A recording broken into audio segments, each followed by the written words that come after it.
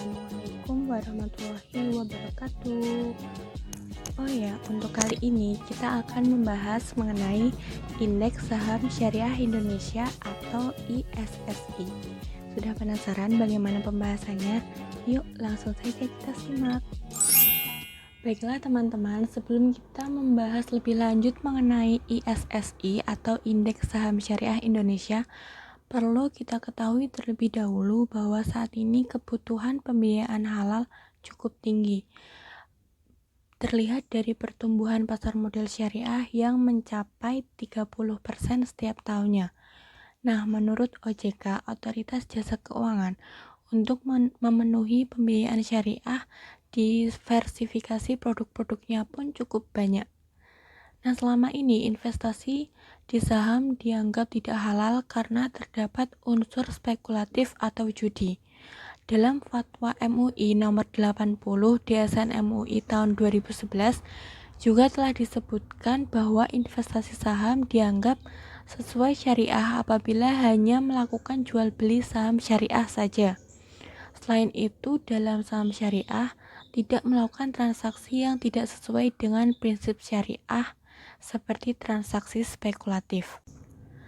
Nah, dengan adanya review tersebut, emiten dalam Daftar Efek Syariah atau DFS juga telah dipastikan oleh OJK tidak memiliki portofolio yang tidak halal, seperti yang dapat kita lihat di slide ini, yaitu yang pertama ada permainan yang tergolong perjudian, yang kedua perdagangan yang dilarang menurut syariah, kemudian yang ketiga, jasa keuangan dengan riba, contohnya seperti bank dan perusahaan pembiayaan konvensional. Terus yang keempat, ada juga jual beli resiko yang mengandung gharar atau ketidakpastian dan juga maisir. Contohnya seperti asuransi konvensional. Yang kelima, memproduksi, mendistribusikan, dan memperdagangkan barang atau jasa yang bersifat haram atau yang tidak ada manfaatnya, seperti menjual alkohol atau rokok. Kemudian yang terakhir, melakukan transaksi yang mengandung unsur riswah atau suap. Nah teman-teman, Bursa Efek Indonesia atau BEI memiliki 16 indeks saham yang bisa digunakan sebagai acuan berinvestasi bagi para investor. Dari 16 indeks ini terdapat 2 saham syariah yang belakangan menarik untuk dijadikan sebagai pilihan portofolio bagi pelaku pasar. Kenaikan 2 indeks saham ini tidak kalah dengan indeks acuan seperti LQ45. Sebut saja yang pertama ada JEI yang memuat 30 saham syariah dan tentunya sangat sesuai dengan kriteria syariah ya. Sejak awal tahun lalu, secara year to date sudah mengalami kenaikan sebesar 2,25%. Nah, sementara yang akan kita bahas kali ini yaitu Indeks Saham Syariah Indonesia atau ISSI yang terdapat 366 saham syariah di dalamnya dan juga sudah mengalami kenaikan sebanyak 3,9%. Untuk lebih lanjut mengenai ISSI, Indeks Saham Syariah Indonesia akan dibahas pada slide berikutnya. Assalamualaikum warahmatullahi wabarakatuh. Baiklah, di sini saya akan menjelaskan tentang Indeks Saham Syariah Indonesia.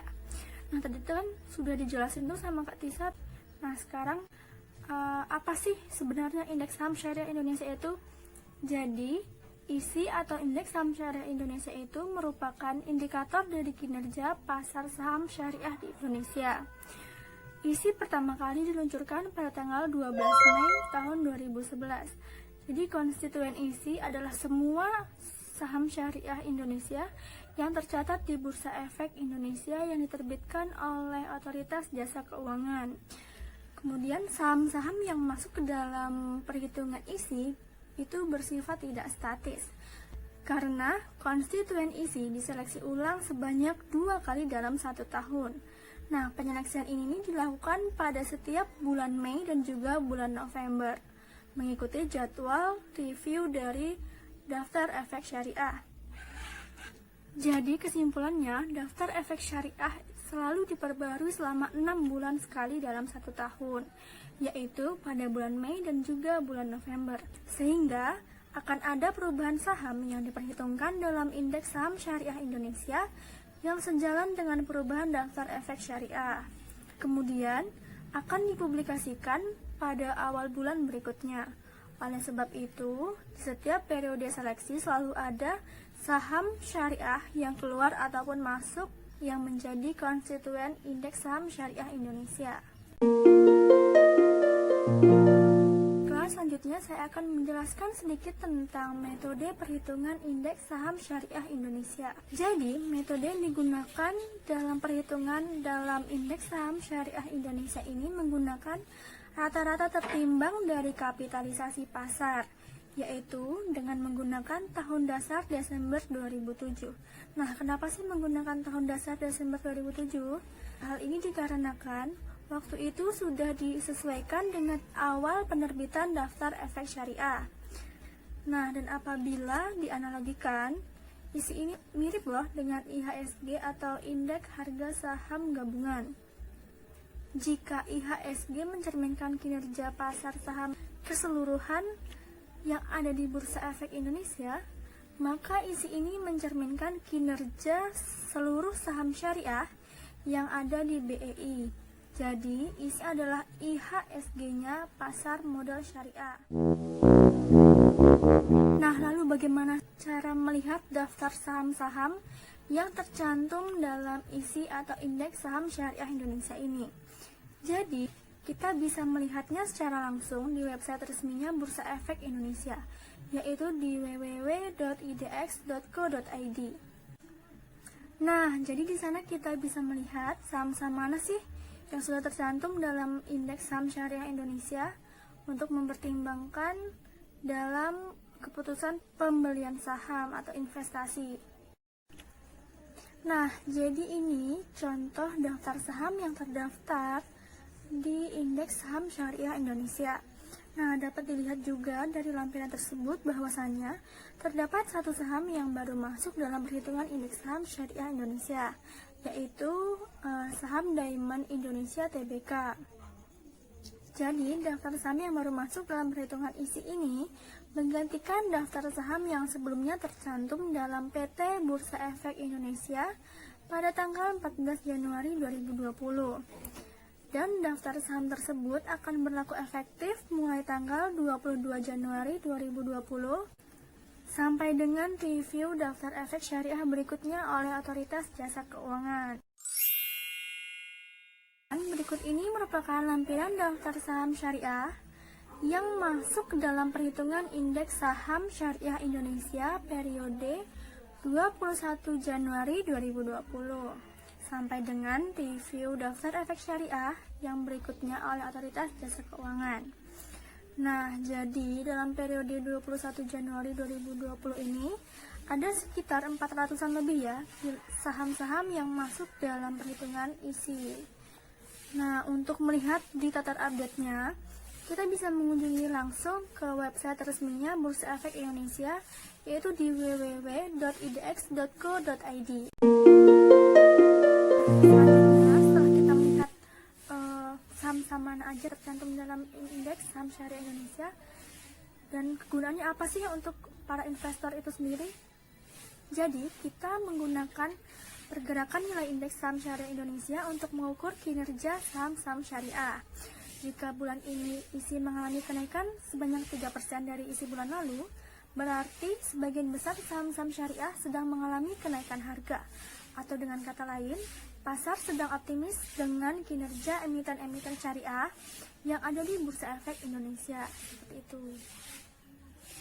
Mungkin sekian penjelasan dari saya dan akan dilanjutkan oleh teman saya. Terima kasih. Assalamualaikum warahmatullahi wabarakatuh. Oke, thank you masih stay di channel kami ya. Tadi kan udah dijelasin sama Kak Tisa sama Kak Siska mengenai apa sih itu isi. Nah, di sini saya ingin sedikit menjelaskan perbedaan isi dengan JII. ISI merupakan singkatan dari Indeks Saham Syariah Indonesia, sedangkan JII merupakan singkatan dari Jakarta Islamic Index.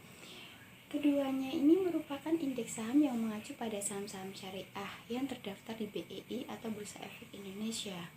Lalu apa sih bedanya ISI dengan JII itu? Padahal kan keduanya sama-sama saham syariah, kan?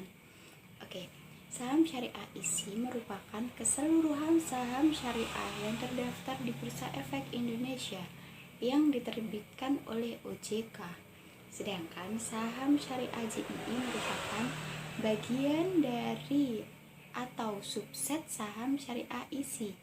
Jadi JII itu hanya bagian kecil dari ISI.